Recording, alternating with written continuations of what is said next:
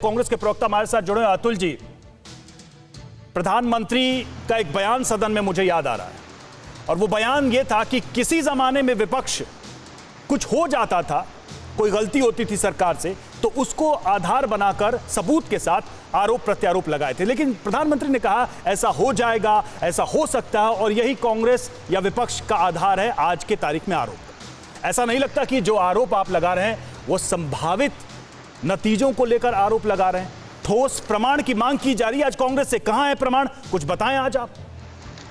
भाई मेरे क्रोनोलॉजी समझिए, बेडरूम से लेकर विधानसभा तक, जासूसी महिला पत्रकारों से लेकर सरकार गिराने तक, ये सारे मसले जो सामने आए हैं और प्रधानमंत्री जी किस मुंह से बात करते हैं मुझे समझ में नहीं आता है। 2G में उन्होंने जिस तरह से इस देश में बवाल खड़ा किया था, जो बवंडर खड़ा किया था, आखिरी जब उसका वर्डिक्ट आया तो कोर्ट में जज ने खुद कहा मैं 7 साल 11 बजे से 7 बजे तक बैठा रहा, एक चिटोरा भी नहीं आया। जब ये सरकार का सवाल नहीं है, ये देश के सिक्योरिटी का सवाल है, सुरक्षा का सवाल है, ये लोगों के निजता का सवाल है। तब तो और गंभीरता से आपको प्रमाण रखने चाहिए। तब तो प्रमाण और गंभीरता से रखने चाहिए। सुनिए रवि जी सुनिए, बात सुनिए। ऐसा है कि जब इन्वेस्टिगेशन होगा तो सच्चाई सामने आएगी। जब सरकार कहती है कि हम कहीं भी इन्वॉल्व नहीं है, हमने कुछ किया नहीं है, तो डर का है का, लेकिन सरकार संसद में खुद ही बयान दे देती है सबूत। रविशंकर प्रसाद ने 28 अक्टूबर 2019 में इसी संसद में कहा था कि पेगासस इन्फेक्टेड 121 मोबाइल्स है, जिसका हमने नोटिस दिया है NSO को।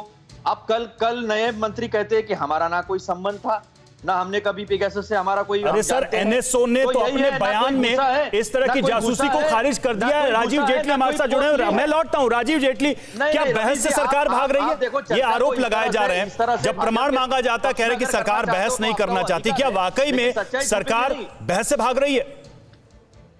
राजीव जेटली, बिल्कुल नहीं। देखिए, हम तो बहस चाहते हैं। आप देखिए, पिछले 6 महीने का, 7 महीने का, 1 साल का रिकॉर्ड उठा के देखिए, कांग्रेस ने जो मांग रखी है कि हम पटल पे चर्चा करना चाहते हैं, आज वो कहां कर रहे हैं उसके ऊपर चर्चा। कृषि बिलों पे चर्चा की जा रही है क्या? जो बातें इन्होंने कही थी, कोरोना के ऊपर चर्चा की जा रही है, ऑक्सीजन पे चर्चा की जा रही है, नहीं की जा रही। क्यों नहीं